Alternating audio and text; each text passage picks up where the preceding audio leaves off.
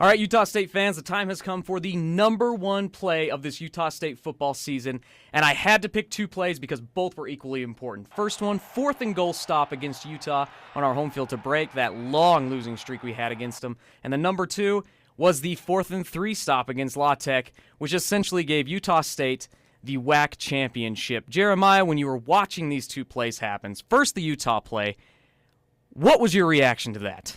I was there on the sideline, and I was in disbelief because you've always been waiting for Utah State to be able to finish these ball games. And once that game went to overtime, you're thinking, oh, here we go again, right? Mm-hmm. Well, this time they finished, and they did it with their defense. Their offense got the score. Chucky had that great run to set up the Kerwin-Williams touchdown. Crazy plays. But then the defense got it done. They stood up against the Utah offense. And the reaction from Chucky is he's jumping up and down. Bar none, my favorite reaction of the entire season from that game, both the Chucky and then Gary shoving people out on the sideline. It was amazing. And from there, this team took off. The confidence that they gained from that win cannot be understated.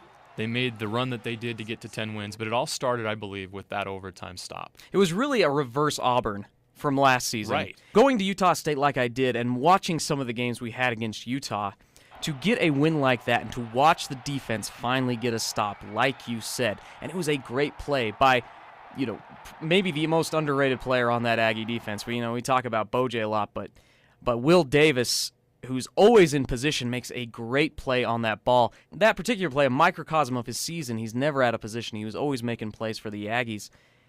And kind of the same thing on the in the Louisiana Tech game.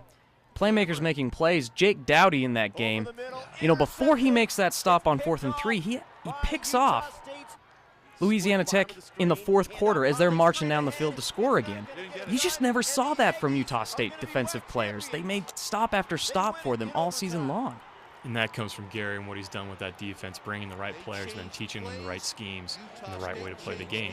That La Tech win, that 4th and 3 you're talking about, to get to overtime, it was a similar situation as the Utah game. Another monkey on their back. They'd never beat a ranked team on the road. 0-50 or something like that. 0-39. Yeah. 0-39. 1-50 overall against ranked teams. They had a huge monkey on their back, and they got it off in that La Tech game. And you still, I remember you were in the newsroom and you couldn't believe it.